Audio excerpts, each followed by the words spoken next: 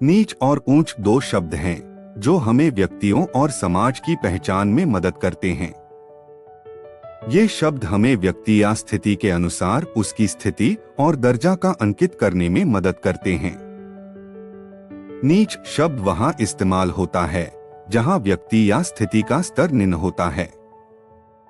यह आमतौर पर अधिकार, सामाजिक स्थिति, विचारों या आचरण के आधार पर लागू होता है।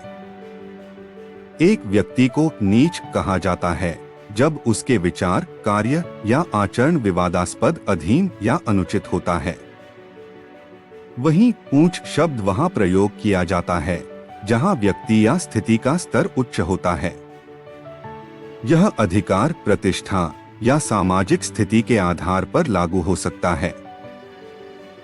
एक व्यक्ति को ऊंच कहा जाता है जब उसके विचार, कार्य या आचरण समाज के मानकों और योग्यताओं के अनुसार उच्च होता है।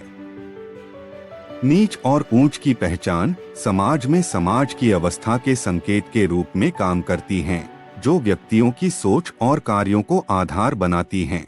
इन शब्दों का प्रयोग विभिन्न सामाजिक, राजनीतिक और आर्थिक परिस्थितियों में होता है ताकि समझने में और तालमेल में सुधार किया जा सके।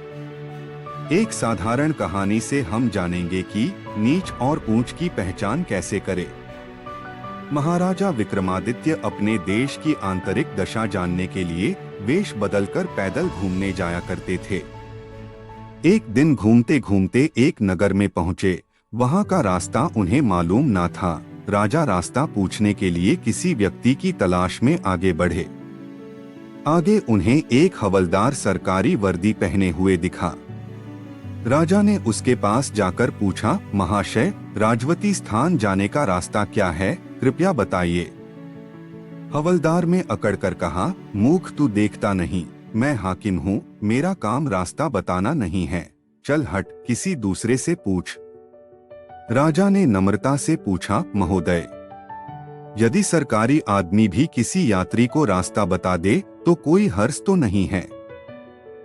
खैर, मैं किसी दूसरे से पूछ लूंगा, पर इतना तो बता दीजिए कि आप किस पद पर काम करते हैं।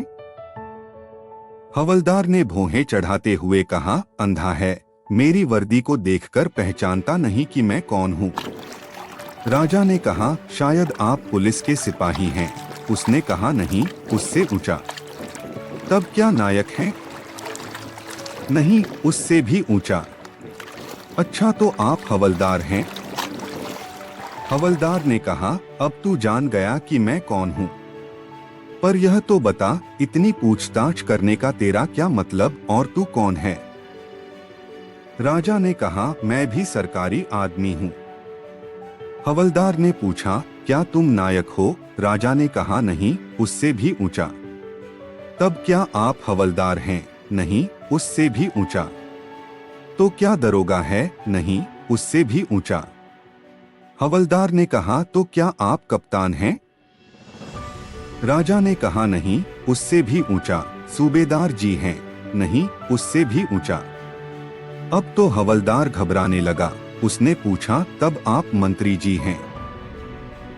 राजा ने कहा, भाई, बस एक सीढ़ी और बाकी रह गई है। सिपाही ने गौर से देखा तो सादा पोशाक में महाराजा विक्रमादित्य सामने खड़े हैं। हवलदार के होश उड़ गए। वह गिड़गिड़ाता हुआ राजा के पांव पर गिर पड़ा और बड़ी दीनता से अपने अपराध की माफी मांगने लगा।